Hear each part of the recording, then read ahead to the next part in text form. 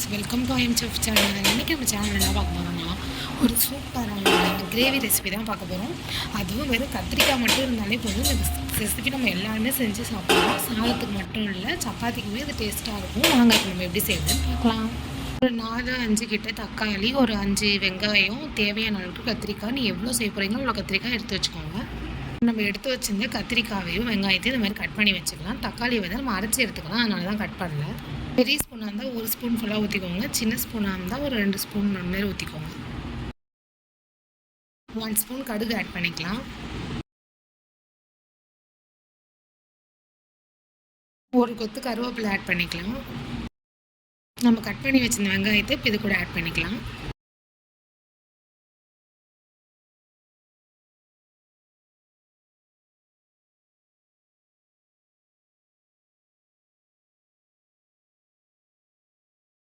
Salt வந்து தேவையான அளவுக்கு ஆட் பண்ணிக்கோங்க.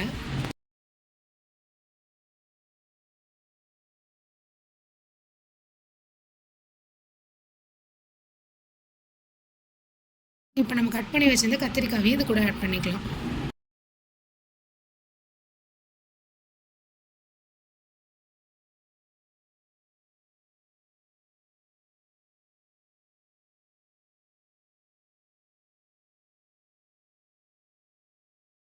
தக்காளியே இந்த அளவுக்கு ஒரு பேஸ்ட் மாதிரி அரைச்சி எடுத்துக்கோங்க.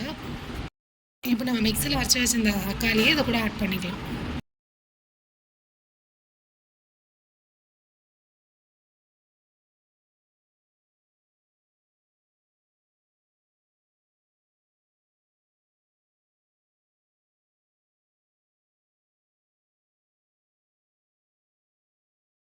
இப்போ இது கூடவே தேவையான அளவுக்கு ரவுண்டு தண்ணி ஆட் பண்ணிக்கலாம். ஒரு 1/2 கிளாஸ் கூட ஆட் பண்ணிக்கலாம், அதிகமாக ஆட் பண்ண வேண்டாம்.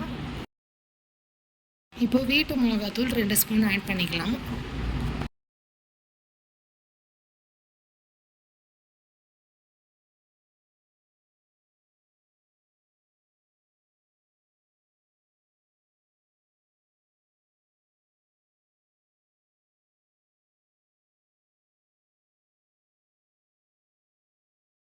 இப்போ இது கூடவே காரத்தூள் 2 ஸ்பூன் ஆட் பண்ணிக்கோங்க.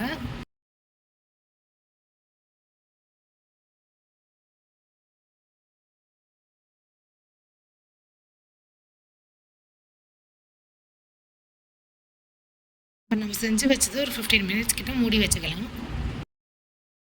இப்போ வாங்க எப்படி வெந்திருக்குன்னு ஓப்பன் பண்ணி பார்க்கலாம். பார்த்தாலே தெரியுது, நல்லா சூப்பராக இருக்குது.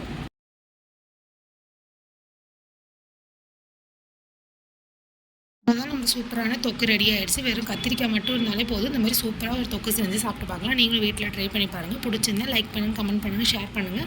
மறக்காமல் ஐஎம் செஃப் சேனலை சப்ஸ்கிரைப் பண்ணிக்கோங்க. இதை வெறும் சாப்பாட்டுக்கு மட்டும் இல்லை, நம்ம சப்பாத்தி கூட தொட்டு சாப்பிடலாம். எல்லாத்துக்குமே நல்லாயிருக்கும். வீட்டில் ட்ரை பண்ணி பாருங்கள். வீடியோ பிடிச்சிருந்தா லைக் பண்ணுங்கள், கமெண்ட் பண்ணுங்கள். மறக்காமல் சேனலை சப்ஸ்கிரைப் பண்ணிக்கோங்க. அப்போ தான் நம்ம அடுத்தடுத்து போடுற வீடியோலாம் மறக்காமல் உங்களுக்கு வரும்.